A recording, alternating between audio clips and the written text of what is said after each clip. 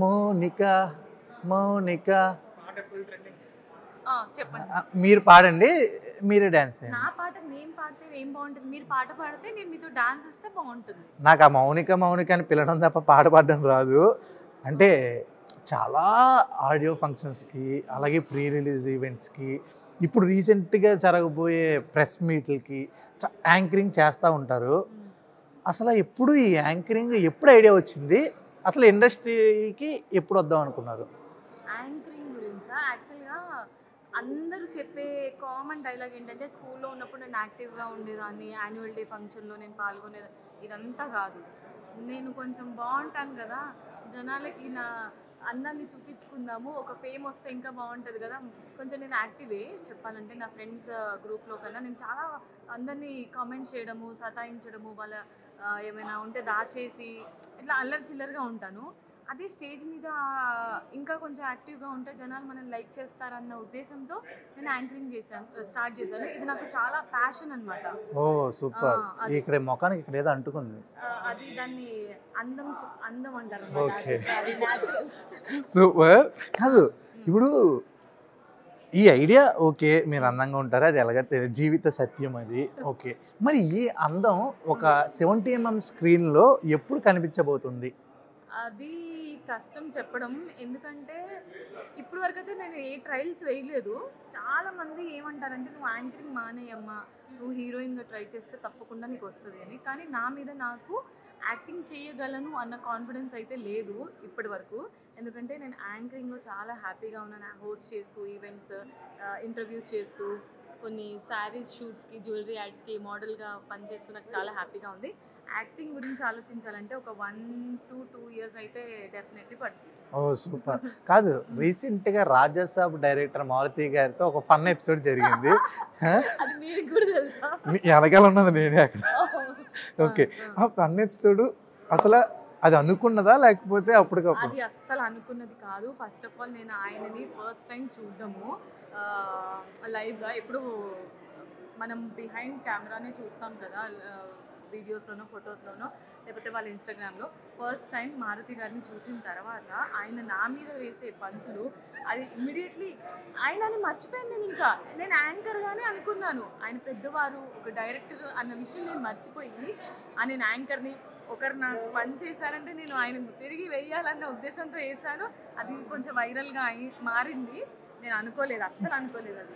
Okay, కాదు నిజంగా అంటే ఒక నార్మల్గా జరగబోయేది ఒక మంచి ఫన్గా జరిగింది. అసలు ఆ రోజు మేము కానీ, మారుతి గారు కానీ, పక్కనున్న ఆర్టిస్టులు, కో ఆర్టిస్టులు కానీ ఫుల్ నవ్వుకున్నారు. అసలు నిజంగా చెప్పండి, నవ్వుకున్నారా లేకపోతే? లేదు, నవ్వుకున్నాం. తిట్టకూడదు అంటే, మీరు ఇంత ఇవ్వాల్సింది ఎంత ఇచ్చారు, మొత్తం నువ్వు మాట్లాడితే మేమేం మాట్లాడాలని చెప్పి ఆ రోజు అన్నారు. అది నిజంగా చాలా బాగుంది, వైబ్ చాలా బాగుంది. సరే, ఇప్పుడు బిగ్ బాస్ 9 అనేది ఆల్రెడీ తెలుసు అందరికీ, ప్రోమో గట్ట.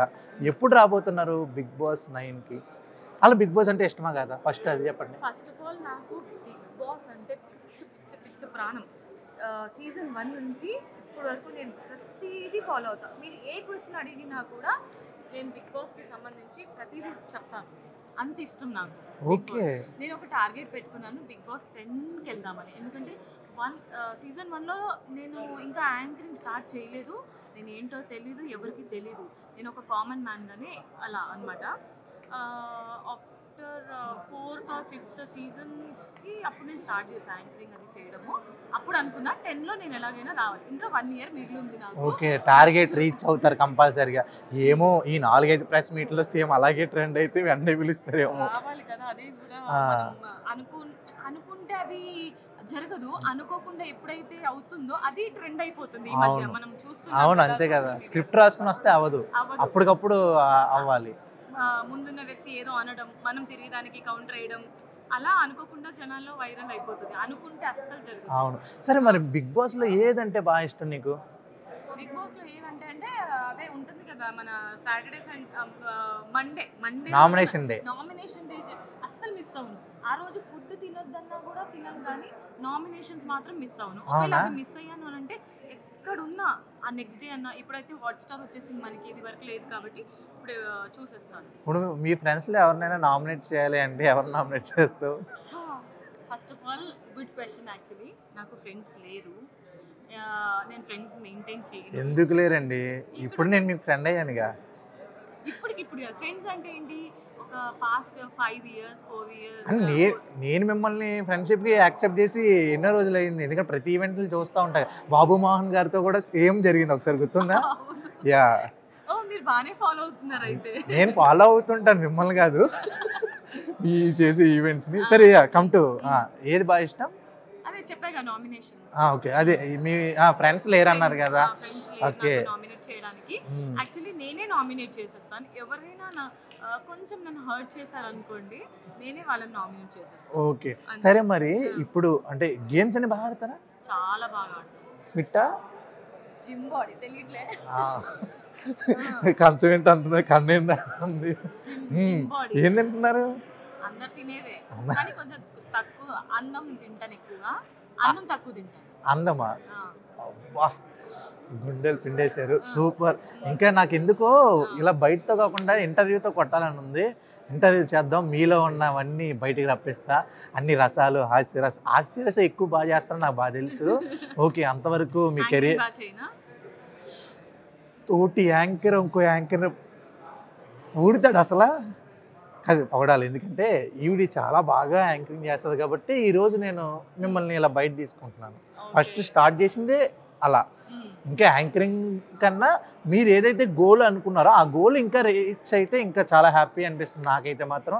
Thank you. అలాగే కెరీర్ అలాగే దూసుకెళ్ళాలి, ఎలాగా రాకెట్ లాగా దూసుకెళ్ళాలి, ఇంకా అలా లోపలికి వెళ్ళిపోవాలి. అదే రాకెట్ అయితే ఇంకా పైన అక్కడ ఎక్కడో మూన్ దగ్గర ఎక్కడ ఒకవేళ ఆ రాకెట్లో మీరు వెళ్ళారనుకో కన్ఫ్యూజ్ అవుతాడు డ్రైవరు.